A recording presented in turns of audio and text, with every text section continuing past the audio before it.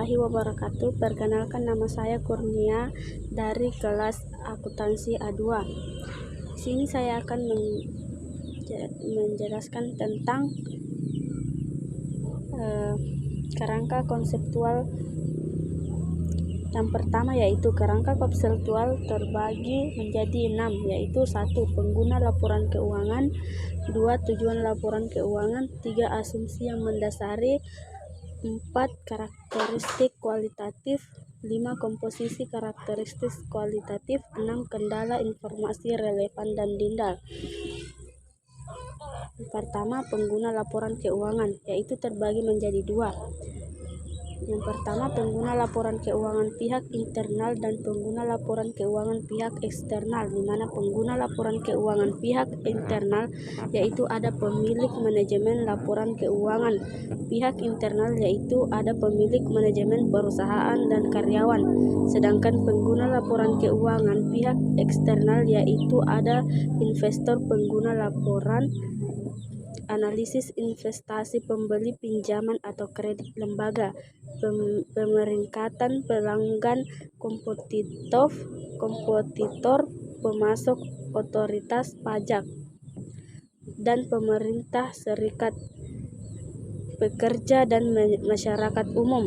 2. Tujuan laporan keuangan memberikan informasi mengenai posisi keuangan, kinerja keuangan, dan arus kas, identitas yang bermanfaat bagi sebagian besar keuangan pengguna laporan keuangan dalam pembuatan keputusan ekonomi. 3. Asumsi yang mendasari. Yang pertama, dasar akural, yaitu di mana perusahaan harus menyusun laporan keuangan atas dasar akrual kecuali harus arus kas. 2. Kelangsungan usaha, yaitu laporan keuangan dibuat oleh suatu unit ekonomi, diasumsikan akan terus-menerus melanjutkan usahanya dan tidak akan dibubarkan. Yang keempat, karakteristik kualitatif laporan keuangan. 1. Relevan adalah mempunyai kaitan dengan hubungan erat dan pokok masalah yang telah dihadapi. 2. Dapat dipahami oleh karakteristik kualitatif laporan keuangan, di mana informasi dapat mengerti oleh pengguna yang memiliki pengetahuan yang wajar tentang kegiatan bisnis dan ekonomi. 3. Keadaan atau reliabilitas adalah probabilitas atau suatu komponen atau suatu sistem untuk melakukan fungsi yang ditentukan dalam periode itu tertentu di bawah kondisi yang direncana untuk beroperasi. 4.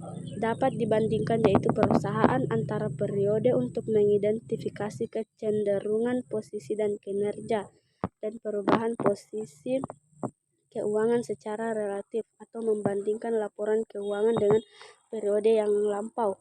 5.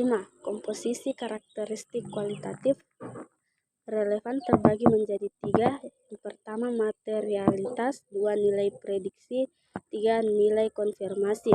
Dapat dibandingkan terbagi menjadi 1 bagian, yaitu 1. Konsentrasi dan pengungkapan ke dalam terbagi menjadi 5 bagian. Yang pertama, penyajian wajar, 2. Substansi menggali bentuk, 3. Bebas dari bias, 4. Pertimbangan sehat, 5. Perlengkapan. Yang keenam yaitu kendala informasi relevan dan dindal, terbagi menjadi 3 bagian, yaitu tenor waktu, yaitu seberapa cepat informasi tersedia bagi pengguna informasi.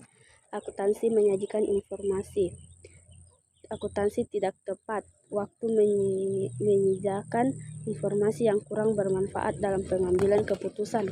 2. Ketimbangan biaya dan manfaat, yaitu di mana manfaat yang dihasilkan dari informasi yang seharusnya yang berlebih dari biaya penyusunannya. Yang ketiga, keseimbangan antara karakteristik kualitas, yaitu suatu keseimbangan yang tepat di antara berbagai tujuan bermotif yang diharapkan dipenuhi oleh pelaporan keuangan pemerintah.